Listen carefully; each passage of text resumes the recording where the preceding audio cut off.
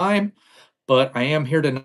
Tonight, we are going to be reading Exodus 39, the priestly garments, the ephod, the breastpiece, other priestly garments.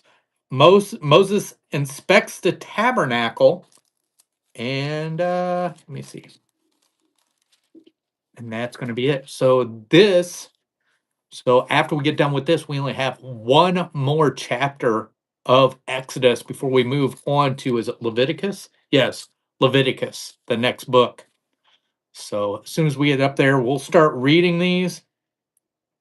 So, but otherwise, yeah, I'm running a little bit late. I was working on some other things and just lost track of time.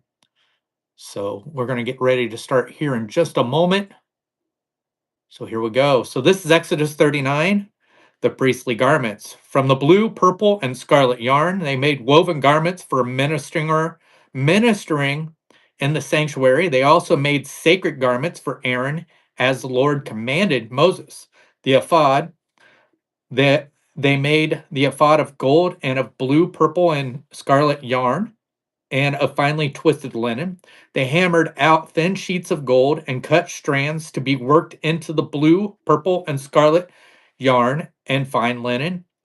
The work of a skilled craftsman, they made shoulder pieces for the ephod, which were attached to two of its corners so it could be fastened.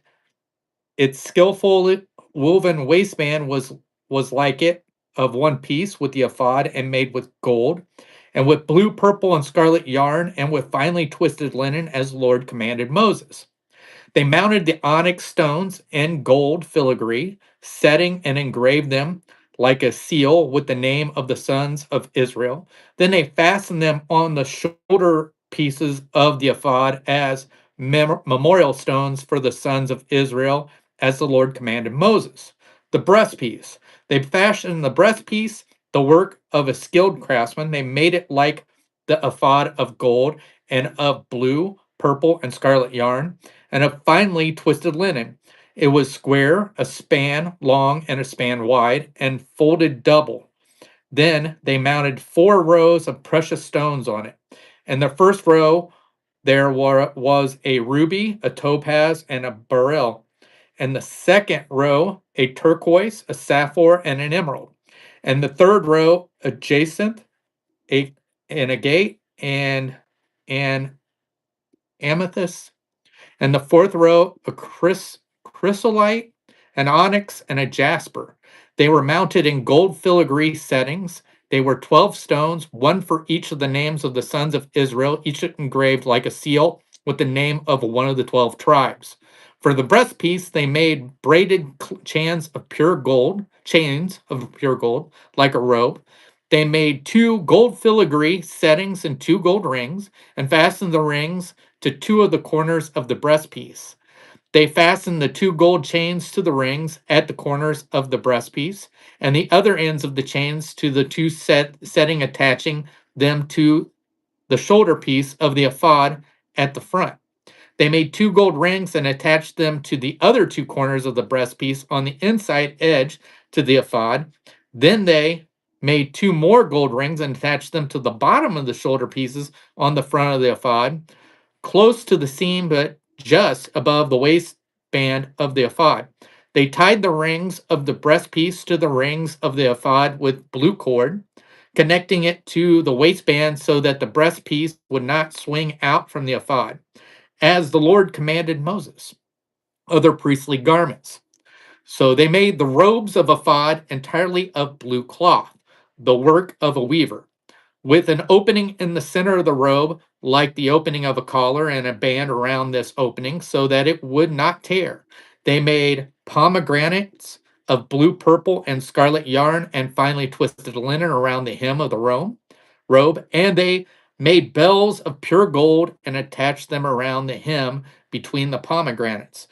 The bells and pomegranates alternated around the hem of the robe to be worn for ministering, as the Lord commanded Moses.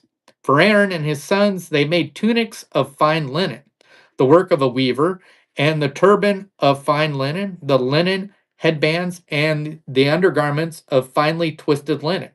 The sash was of finely twisted linen and blue, purple, and scarlet yarn, the work of an embroiderer as the Lord commanded Moses.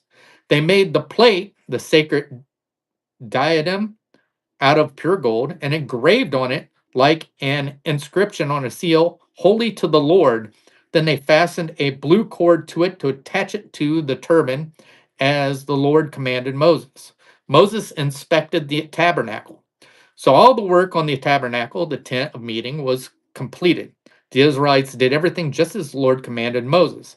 Then they brought the tabernacle to Moses. The tent and all its furnishing, its claps, frames, crossbars, posts, and bases, the coverings of ram skins dyed red, the coverings of hides of sea cows, and the shielding curtains, the ark of the testimony with its poles and the atonement cover, the table with all of its articles and the bread of the presence, the pure gold lamps stands with the rows of lamps and all its accessories and the oil for the lights, the gold altar, the atonement oil, the in fragrant incense, and the curtain for the entrance to the tent. The bronze altar with its bronze grating, its poles, and all its utensils, the basin with its stand, the curtain of the courtyard with its posts and bases, and the curtains for the entrance to the courtyard, the ropes and tents, pegs for the courtyard, all the furnishings for the tabernacle, the tent of meeting, and the woven garments worn for ministering in the sanctuary. Both the sacred garments for Aaron the priest and the garments for his sons when serving as priests. The Israelites had done all the work just as the Lord had commanded Moses. Moses inspected the work and saw that they had done it just as the Lord had commanded, so Moses blessed them. So that was it. That was Exodus 39. Tomorrow night we'll be reading Exodus 40, which is setting up the tabernacle, and then at the next part of that is the glory of Lord. And that'll be the last chapter of Exodus, and we'll be moving on to the Leviticus. So thank you guys for joining me tonight. I hope you guys come back tomorrow, and I hope you all have a good night. We'll see you later.